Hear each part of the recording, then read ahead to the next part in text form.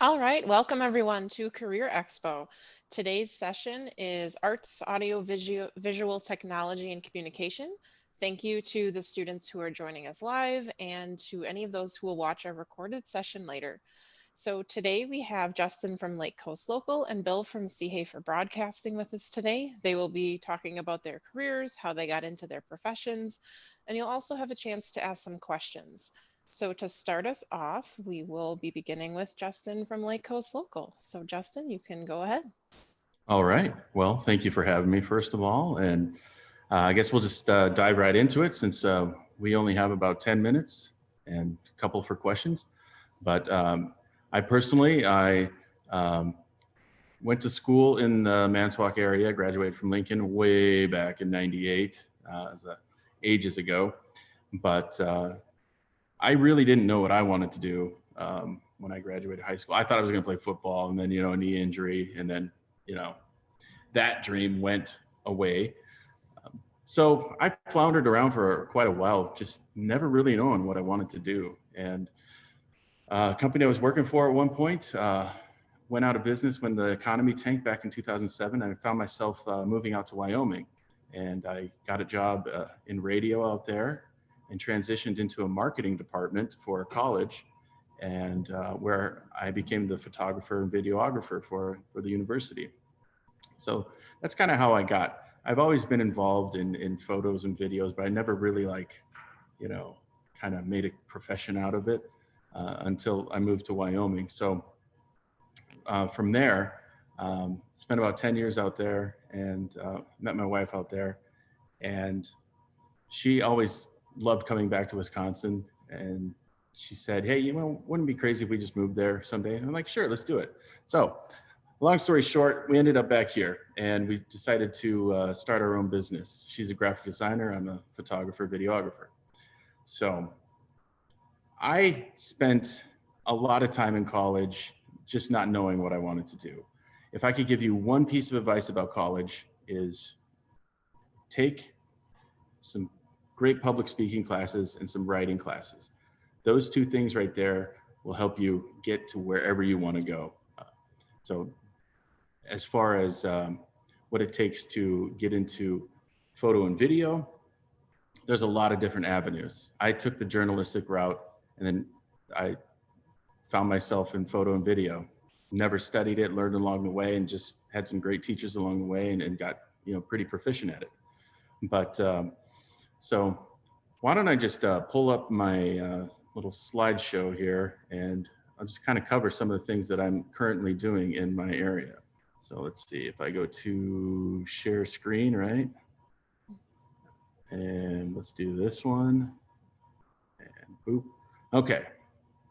So some of the photography that I do, be doing magazine shoots. Well, is it not going to let? There we go. Fashion shoots, so clothing and fitness, that kind of stuff. Do a lot of headshots, a lot of corporate headshots, and those are always fun to do because you try and make them interesting and not so boring like they used to be. So I like to have fun with those and get to meet a lot of fun people too.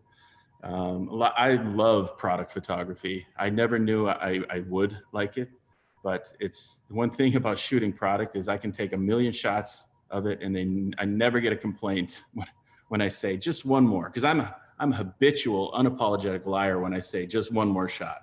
So and you get to have a lot of fun with lighting too. Real estate, that's, here and there. I'm a licensed drone pilot as well, so I like to get out and fly quite a bit. Then when video, doing, like corporate videos and product videos. This is for, there's a new brewery going up in town. You guys will know about breweries in, probably 5 to 10 years. And how-to videos. These are always fun. I like doing the recipe videos because they're just a lot of fun and they're really popular right now. I mean, everybody is checking out and learning how to do things and on YouTube, TikTok, whatever. So those are just some of the few things that I do a lot more areas that I cover as well, but that's just kind of a brief overview. Typical schedule in my day, that's a nice thing about my job, is no day is ever the same. It's always varying. I'm always going and doing different things, meeting new people, shooting different things. And but when that's all said and done, I spend the most time in my editing chair. So that's where you're going to end up spending a lot of your time if you get into photo or video, is in that editing bay. That's where the real work happens. And I alluded to earlier, I've been in the industry for about 12, 13 years professionally as a photographer, and kind of toying with it before that. Let's see here. Job is indoor and outdoor. It's everywhere. Anywhere that the client and customer needs you, that's where you're going to go. It's taken me onto stages across, for big acts. I used to tour with Kenny Rogers way long ago, and did some video work for him.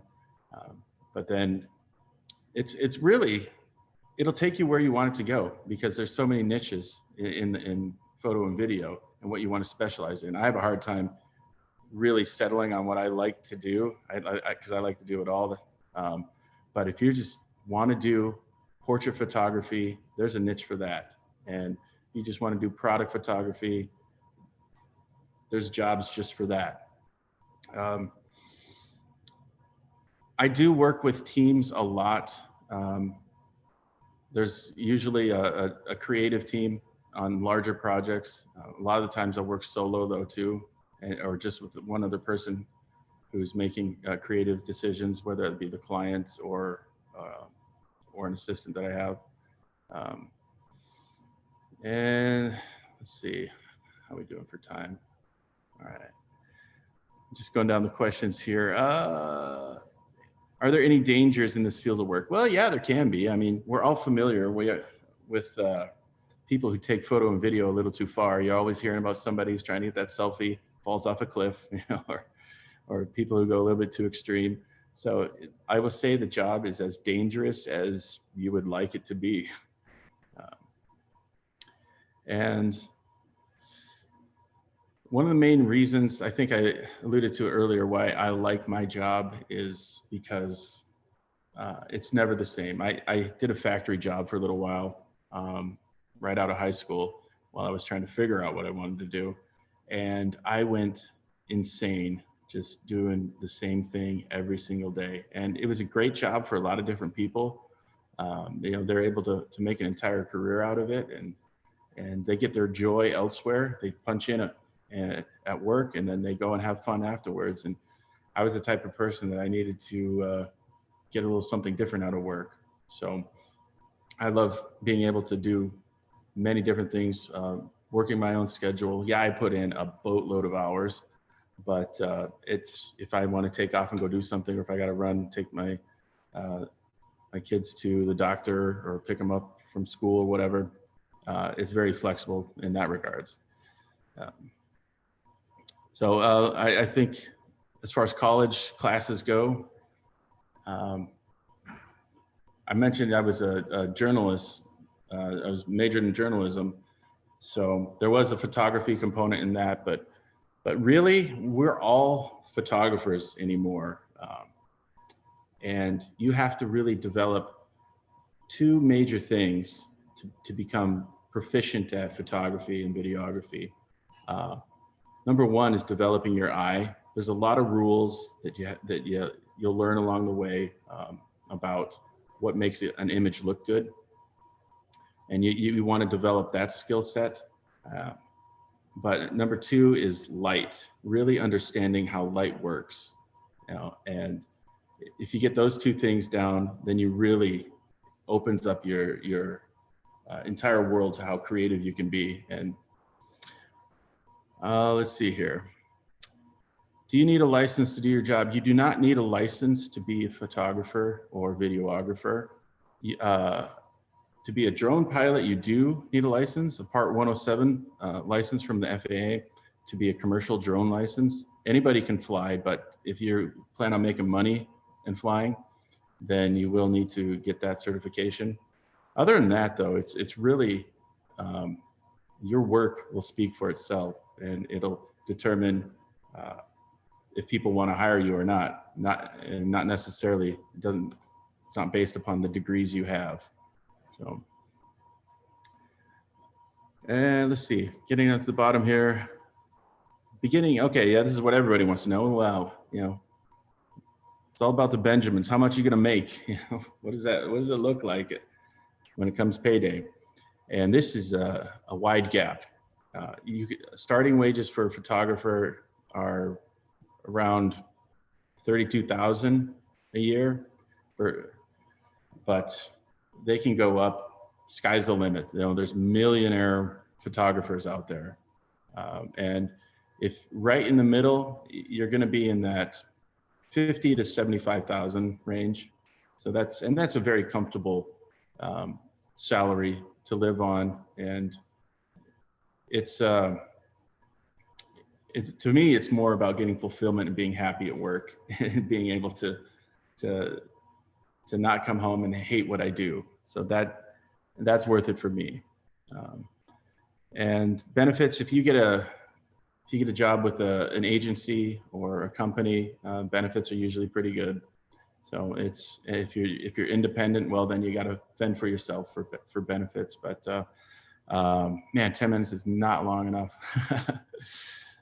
But I could go on and on and on. I would love to take a couple questions though, because there's just lots. There's lots about what I do, lots about what I love, and I'm still learning every single day, and still perfecting my craft. And there's never an end to improving your skill set.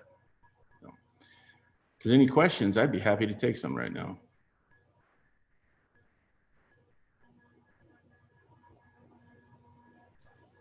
If not, that's cool too. I have one, Justin, as long as Yeah. I'm here. Was there one specific event in your life that turned you to photography/videography, or was it something that developed over time? Well, I've always been into video, just kind of on the fun and amateur level, and that started back in high school. I took multimedia, and I don't know if any of you know Barb Bundy Yost, but she was my favorite teacher of all time, favorite person. I absolutely love Barb. And actually, I just did a video with Barb on the evergreen trees.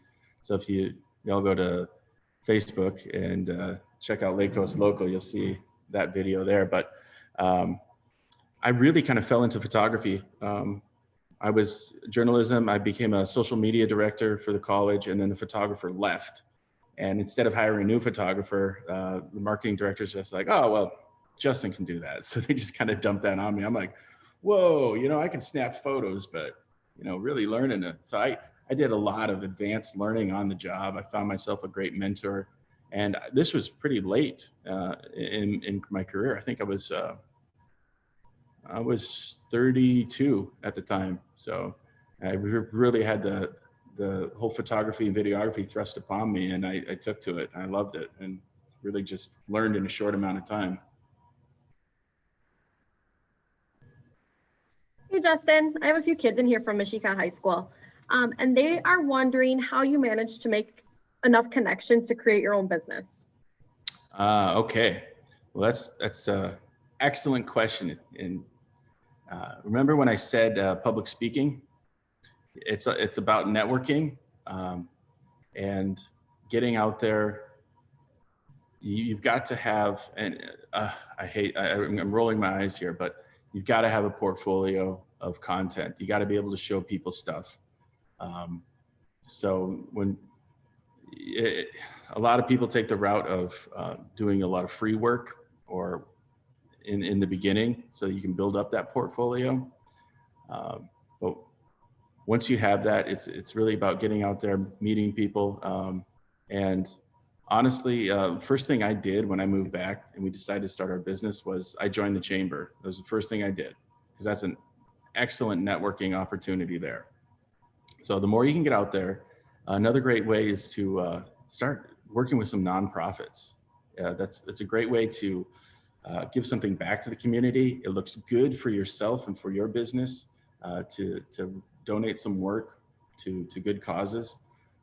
And then word of mouth just kind of spreads from there. You know, that's you don't have to do a bunch of paid advertising. You don't have to have massive followers to really get traction and start being successful.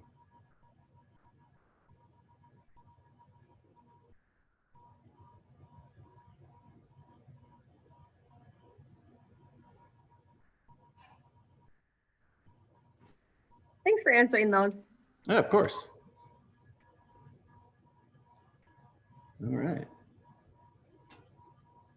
Well, if anybody else thinks of any other questions, or you just want to reach out and talk a little bit more about what I do, and if you have any other questions, comments, or concerns, feel free to hit me up on social media or my email. That's do we have that listed anywhere? I don't think know. we have it listed, but we can certainly get that out to any students that are interested. And I can have Karen from the chamber add that to our video when this gets posted. Right on. Cool. Yeah. Well, thank you all, everybody. I really appreciate being here, and thanks for taking the time to listen to me. And whatever you decide to do, just remember those two things, you know, public speaking and just learn how to write well. Those two things will carry you far. All right, fantastic. Thank you so much, Justin. So our next speaker is Bill from jpehrson Broadcasting. So we will now turn it over to him. Hello there. Okay, well, I'm going to just start real quick before I go to my screen share. I'll just say my name is Bill Schley. I currently work for jpehrson Broadcasting and probably will for the rest of my career. And this is going to sound like we planned this, but I started out life at, well, I graduated from Lincoln High School, and I was a pretty successful football player there until in my sophomore year, I had my foot turned around and my knee turned around, and I broke everything below my kneecap. And that put an end to my football career. So when I graduated, I was a pretty disaffected youth and decided the best thing to do would be to get out of town and pursue my new dream, becoming a professional musician. I did. I made it. But then I realized professional musicians didn't make enough money to eat. And I mean, we were pretty good. We actually opened for ZZ Top once. So, you know, it was a professional outfit, but there was, you know, no way to survive. And I ran into a guy from a radio station called KCMO, which is still on the air. It's one of the biggest news stations in the Midwest. And they gave me a job as an intern and then a paid job later on. And that's how I began my career in radio. And at this point, I'm going to try and go to my screen share here. Let's see. Where is it?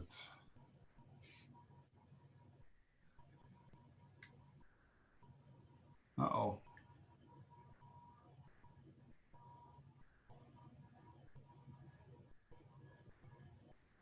Okay, well, my screen share is missing for some reason. So hold on one second. Yeah, I have it turned on, Bill, so you should be able to share it.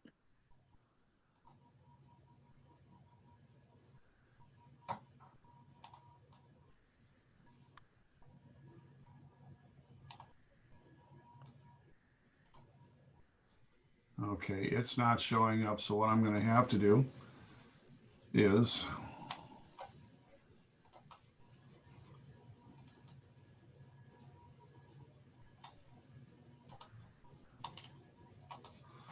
I'm just going to have to read it myself and use it for notes here. But,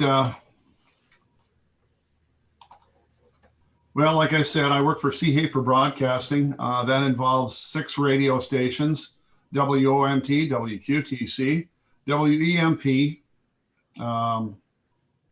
Lake 98.1, Hot Country 92.1, and WCUB Classic Country, as well as jpehrson.com, which is the thing I'm most excited about because it's a great digital platform that's, well, it's planted the local newspaper.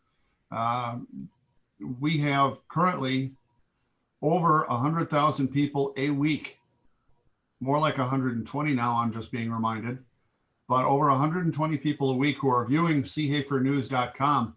That's in a county of just over 80,000 people. That's pretty good for a platform that's just a little less than 3 years old, and it's growing by leaps and bounds. So we're pretty excited about that. Let's see. My title at CHAFER is account representative, which is a fancy way of saying salesman, which I've never been anything but proud of being a salesman. I've done one just about my entire life. I'll talk more about that in a minute. I went to college at UW Oshkosh, and I learned absolutely nothing that's benefited me in my career in radio sales. I studied chemistry.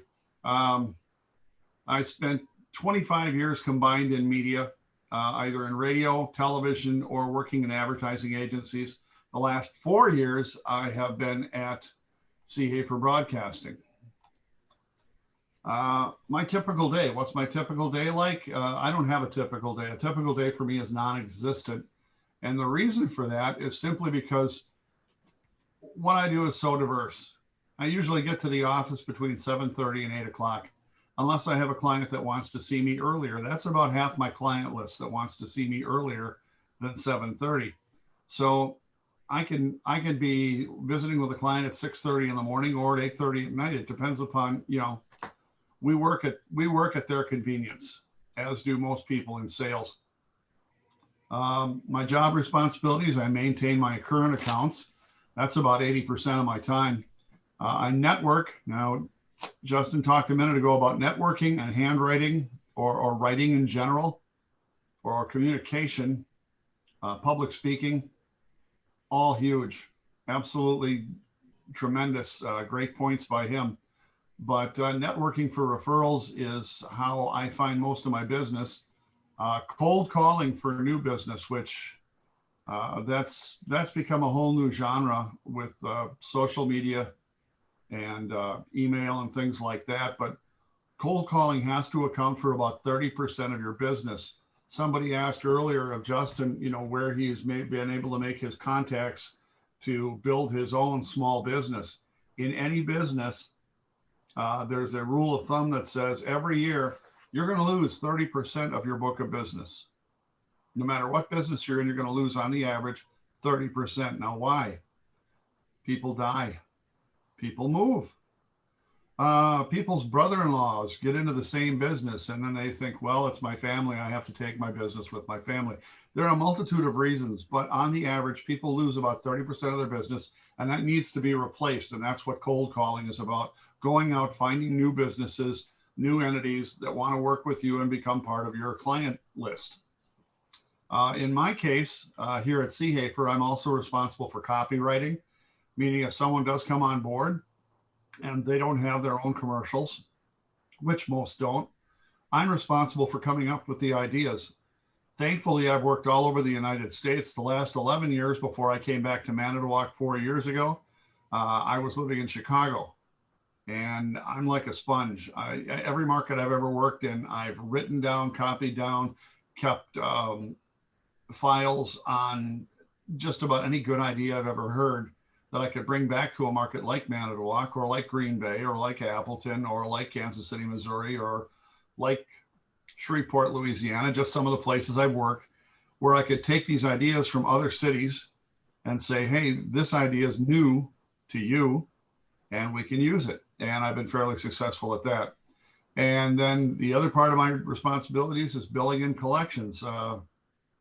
Nothing in life is free, and I get paid based on my collections and my billing. So, you know, it's not the glamour part of the job. And certainly not the most glamorous job in the world, but that's a big part of it, is billing and collections. Why do I like this job? Why have I done this kind of work for 25 years? It's a fairly safe environment, or at least it started out that way. I worked at one radio station where someone walked in with a gun and was threatening to kill our morning guy because of something political he had said on the air that day. The police had to come and disarm the guy. So, what's a safe environment, I guess? I mean, I used to work in the Capitol building for a short time in Washington, D.C. I always considered that one of the safest places on earth. Oh, well. So there you go. Another thing I really like about my job, indoors and outdoors. I'm constantly on the road. This is very unusual for me to be in the office at noon on a Friday, but I'm here for you. That's why I'm here. Otherwise, I'm on the road traveling from place to place. I cover about 4 or 5 counties because that's where our signals go. So I do spend a bit of time on the road, and I'm out and about. I get to do studio work occasionally. I started out doing that as an intern years ago, recording commercials and things like that. And I kind of like doing that. I'm still getting to know a lot of the digital recording equipment because I used to work back in the days where we had tape and we would edit by taking razor blades and cut the tape and cut the pieces of sound out and then put them back together with something akin to Scotch tape. So I'm learning a lot about the new electronic forms of editing and media and having a lot of fun with that. Freedom of movement, basically I set my own schedule. They want me to be available during a certain time period, Monday through Friday, but like I said, I have to be, at the convenience of my customers. Income. Income in this industry and most sales jobs is based on your effort and based on the market you're working in. I've made as little as $27,000 back in the early 90s. And when I was in Chicago one year, my 1040 at the bottom said that I had made over 6 figures. But I lived in Chicago. 6 figures doesn't go that far down there, okay? My house was an apartment that cost me $250,000. So it's all relative in this industry. One of the reasons I came to Seehafer was because the Seehafer family are a very generous group of people, and they were very generous with me based on Manitowoc standards of living, and I'm very happy here in that regard. The 2 biggest things about why I enjoy the work that I do, the specific type of sales in radio and media in general, it's a team effort. If I sell radio advertising to someone, that is not the end. Then there's copywriting, which I do myself. But then there's something called traffic. Traffic is a group of people in our operation here at Seehafer that actually go into computers and program the commercials, the recorded commercials, to fire off on the air at specific times. It's critical, absolutely critical. If those commercials don't fire, nobody gets paid. So it's a very, very critical end of the operation here. We also have people who basically are checks and balances, who check our work, make sure everything's correct. We are federally regulated in everything we do by the Federal Communications Commission. So all the paperwork, everything has to be done a certain way. And we have people that do just checks and balances. And then, of course, we have our air staff, people like Lee Douglas and Damon Ryan and Craig Dillon, who are the voices of our station. And all of us have to work together. If we're not working together, all trying to pull this wagon in the same direction, basically the wheels fall off and we don't go anywhere. And this company hasn't been in business since 1929 for no good reason. It's because they work together as a team. The best thing I like about my job is the fact that along with everything else that I do, the number one thing that I am trying to do with my job is create success. Creating success for my clients, creating success for the community, and helping people become more successful. If I don't do that, not only do I fail at my job, but they fail to move on. And if my clients aren't successful, basically, I'm probably not going to have a job for very long. So that's another reason why I've been in this business as long as I have, because I've proven that I'm pretty good at creating success. And I think, yep, that's the end of what I've got to say. Does anybody have any questions?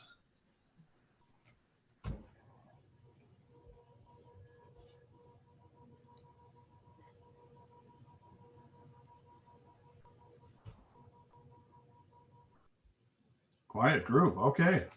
Well, thank you very much for listening. I appreciate it. Justin, great to meet you. We'll see you in the future.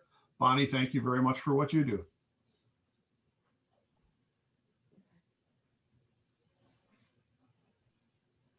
It's funny, Bill. I was going to say you did the band thing too. As far as our stories mirror, that's after my football career ended. That's what I was going to do, and I was in a band for a number of years. That's great. When you were talking, I'm going, wow, this sounds like a slightly younger version of me. Slightly my ass. Did I say that out loud? Excuse me. Yeah, sorry, Mishcot High School. Remember when we talked about public speaking? You can't do that. That was just an example of what not to do. Yeah, but you got to know your audience too, right? This is true.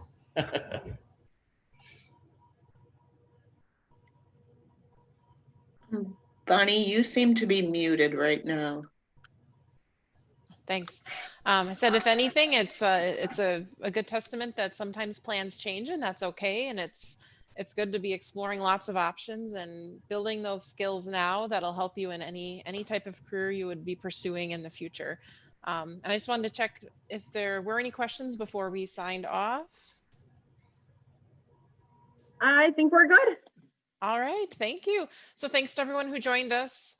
And if anyone does think of any questions, please reach out to your counselor and they can get us reconnected with our speakers here.